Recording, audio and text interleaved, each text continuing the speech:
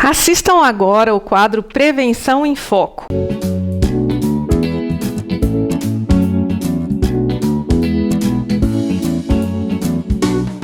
Imunização. Você quer saber por que é tão importante manter as vacinas em dia? Eu sou o Celso Tabosa, médico, alergista, imunologista e acupunturista. Este é o assunto desta semana no programa Prevenção em Foco e muito mais.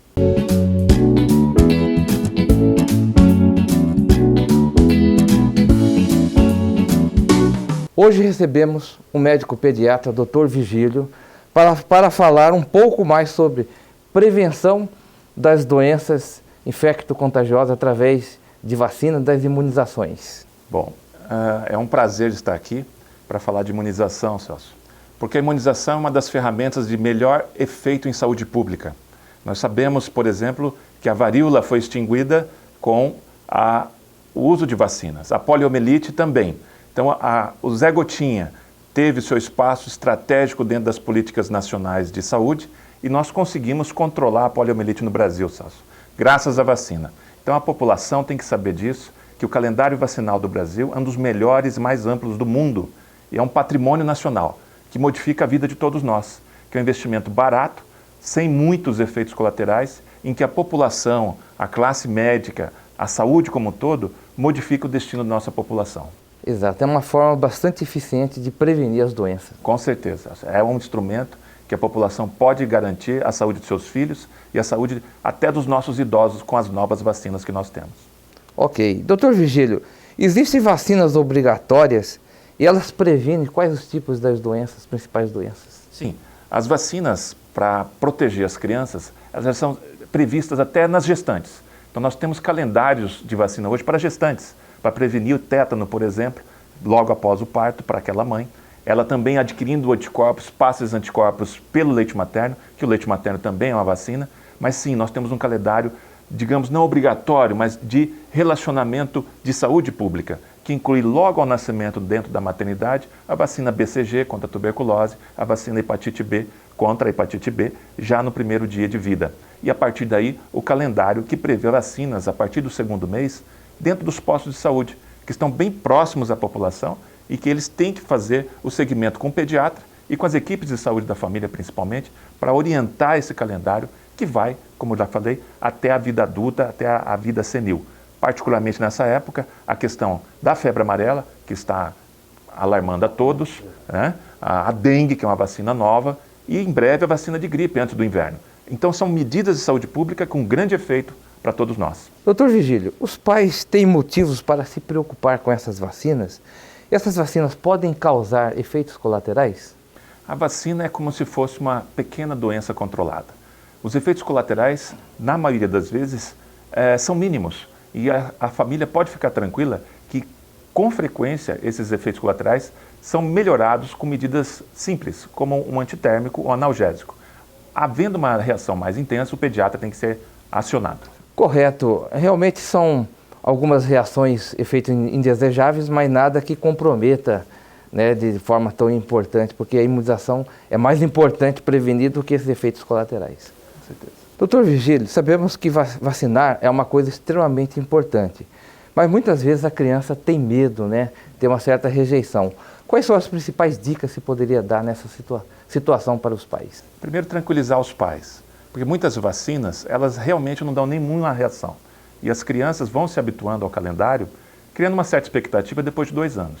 Aí os ambientes de vacina já são modificados. Tem brinquedos, tem situação de acolhimento e os técnicos estão preparados para isso.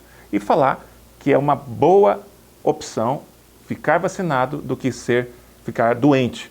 E hoje em dia as agulhas são mínimas, pequenininhas. Então tem que transformar essa situação numa coisa feliz. Modificar essa expectativa de uma agulha grande, picada ou dor. Tem que desvincular vacina de sofrimento.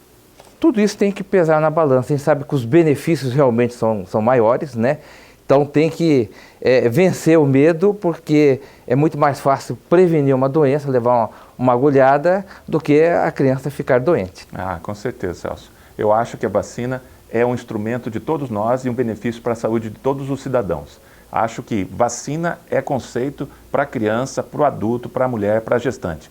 Vacina é saúde e muito mais. Mais uma vez vimos que o melhor caminho é a prevenção. Portanto, fique de olho na carteira de vacinação.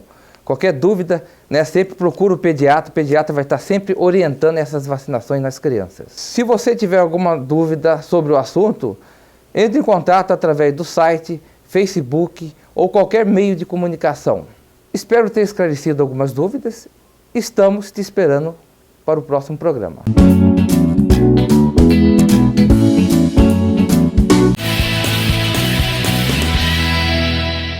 Hoje nós vamos abordar o tema anorgasmia, algo que persegue muitas mulheres e muitas pessoas também, em geral, e que é um tema de significativa relevância para o bem-estar sexual.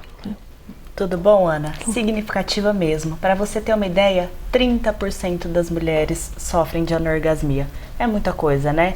Eu vou começar falando para vocês um pouquinho de como é que funciona a resposta sexual do ser humano, para a gente entender em que fase que está a anorgasmia e como é que a gente pode interferir para melhorar, tudo bem? Sim. Então, a gente tem o desejo, que é aquela fase que a pessoa se interessa pelo sexo. Então vem a excitação, que é uma fase crescente de aumento da vontade do sexo. Então o desejo, a excitação, aí o orgasmo, que é o clímax da relação em si, e a resolução, aquela fase em que a pessoa volta ao seu estado normal antes de ter se interessado por ter relação. Para as mulheres isso pode funcionar um pouquinho diferente, um pouquinho fora de ordem, mas é assunto para outro dia, tá? Hoje então a gente vai falar de anorgasmia. O que é anorgasmia? Quando a terceira fase do ciclo falhou. Então teve o desejo, teve excitação e o orgasmo não veio. Poxa vida, e agora? O que a gente faz? Então, eu acho que por onde a gente deve começar é mais ou menos sobre essa desmistificação do orgasmo. Primeiro que assim, não é necessário um orgasmo onde se escuta fogos de artifício, enfim, para se ter um prazer sexual. Prazer sexual é uma relação de bem-estar, é uma sensação de bem-estar com aquela troca de carinho que houve. E isso vai muito além de reações químicas, ou seja, é sim possível ter prazer numa relação sexual sem necessariamente ter orgasmo. E às vezes as pessoas estão tendo, as mulheres têm o orgasmo, mas não estão decodificando isso como tal. Então, assim, o objetivo é mais ou menos isso, desmistificar para que tudo seja curtido, tudo seja aproveitado, tudo, do começo ao fim, para que não se foque em um só momento. Mas esse momento também é importante. Com certeza. Então, hoje em dia, a gente tende a falar muito mais em satisfação sexual e não tão somente o orgasmo. Às vezes teve uma relação completa, não chegou ao orgasmo, mas se sentiu satisfeita, e isso é iniciativa para procurar uma nova relação. Aí fecha o ciclo, é isso que a gente busca. Mas tem que ter orgasmo, faz parte do ciclo de resposta sexual. E é só entender que às vezes não vai ser como a Ana disse, não vai ser como aquele orgasmo do filme, não vai ter estrelinha brilhando, é aquela sensação de que houve um prazer crescente, esse prazer atingiu um clímax e o corpo aos poucos foi retornando ao seu estado normal. Então é essa sensação do prazer que cresceu e chegou num limite e dali a gente regrediu um pouquinho.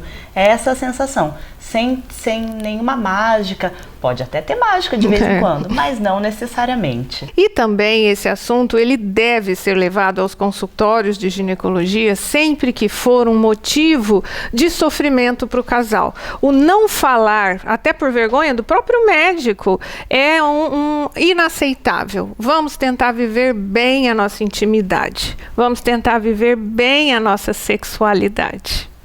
Gostaram do programa? Realmente esteve especial. E na confecção de todo esse programa, nós podemos contar com parceiros muito importantes. Depilarem Eleven, com Tânia no seu comando, que nos maquiou, que nos produziu nesses quadros tão bonitos. E também Maria, uma boutique que eu adoro e que as meninas gentilmente tratam da gente com muito carinho. Não percam na próxima semana Saúde em Foco.